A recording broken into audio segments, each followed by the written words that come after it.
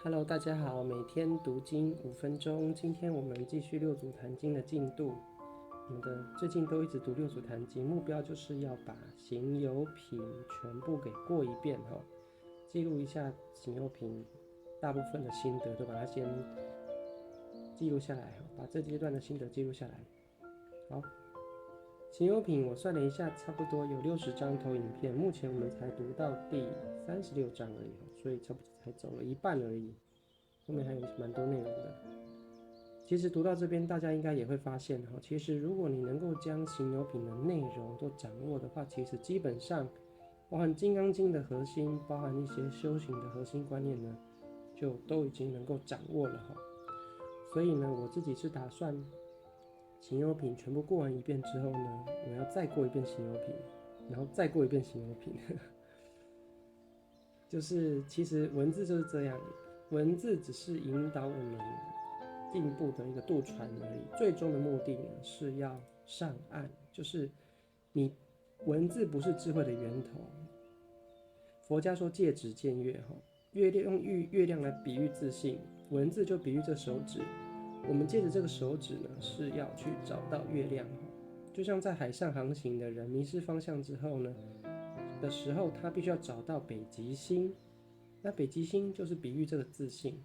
海上航行的人就是比喻我们凡夫在六道轮回当中生灭轮回。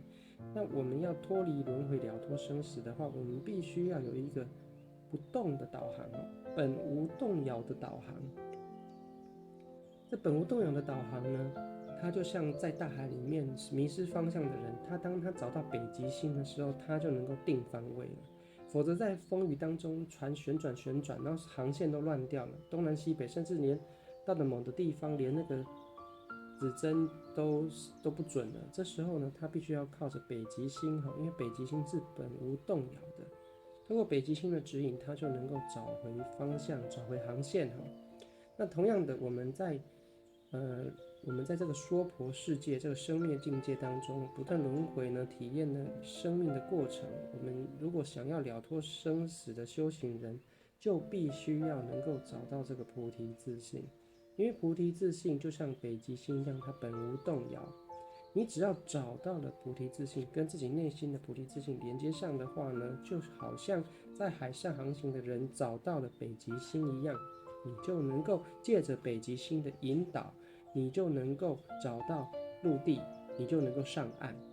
所以这种整个譬喻是相通的哈。我们修行也是一样，如果一个人学了很多的经典，学了很多的修行方法，跟了很多的老师学习，这些老师教了你很多的东西，好像教会好多东西。可是呢，只要呢这个老师他本身没有跟菩提自信连接上，那他所教你的东西呢，就只是知识而已。知识不一定能够让你受益，因为知识就像药方一样，是因人而异的。每个人体质不一样，每个人状况不一样，就开出不同的药方。那这个药方本身不一定是对你有益的，有时候反而是对你有害的。因为这个东西如果不是因材施教，药方如果不是对症而开，有时候反而是有毒性的。人家说药跟毒就是一线之间而已，用得好就是药，用得不好就是毒。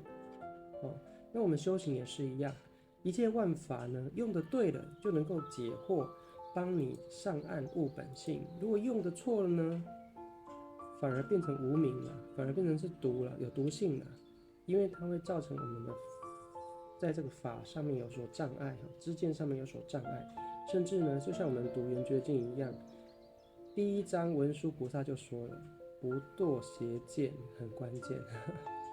所以说学法，你如果说不是能够帮助你解惑的话，学方向错误的话，变成邪见了，变成堕入邪见了。那圆觉经里面也有提到啊，错这个罪过要怪谁呢？要怪邪师，就是怪那个引导的人。如果引导的人本身呢没有正知见的话呢，传递错误的观念的话，最后让众生没有办法跟自信智慧连接上的话，这个责任的话是属于这个教的人哈。所以说，其实五祖和六祖呢，他们的教法有一个共同点，就是不是用某个特定的法或是特定的知识来教你，也不是说一定要依照某一部经典。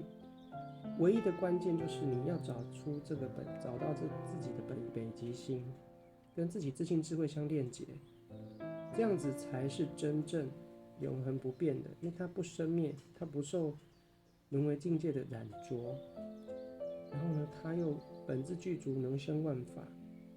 所以说，修行终究就是得要悟本性，没有悟本性的话，一切万法不能真正让你受益。它能够善法能够给你有一点利益，但是呢，有善就有恶，它在另外一面也会形成我们修行的障碍。这如果修行久了，或是人生历练久了，你就知道，没有什么东西是绝对是好的，只要有好就有坏。所以说，真正就近的法是灵活的，它有时候往东，有时候往西，它是根据每个情况去灵活应变。而灵活应变，你的根据是什么呢？根据自信智慧的引导。有这个自信智慧的引导的时候，你一切万法都是活用的，用起来都是对的。可是如果没有自信智慧的引导，一切万法用起来有时候都是会产生弊病的。所以关键就在这边。所以为什么佛陀在《金刚经》里面也说无所说法？如果有人说佛陀有所说法，就是谤佛，因为佛陀从头到尾是叫你要找到自己自信智慧的导航，用自信智慧的导航来活用一切万法。当你找到自信智慧的时候，一切万法是为你所用的。但是如果没有找到自信智慧的话，一切万法有时候往往都是在障碍我们而已。那很多人如果这个道理不能弄通的话，就会陷入到很多视障、理障当中。在《圆觉经》里面有讲到，修行人第一步你要先突破视障。视障就是说，我们生活中每天醒来遇到这些人事物的情境，不要重蹈覆辙。那理障就是说，对于这些观念，对于这些知见，对于这些潜意识当中的认知呢，要去突破它。那这种潜意识当中的东西是很难去突破的。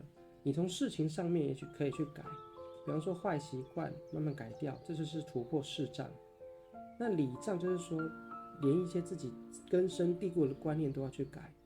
那《圆觉经》当中有说了，如果一个人视障跟理障都能够去修，都能够去突破的话，他就能够进入菩萨境界。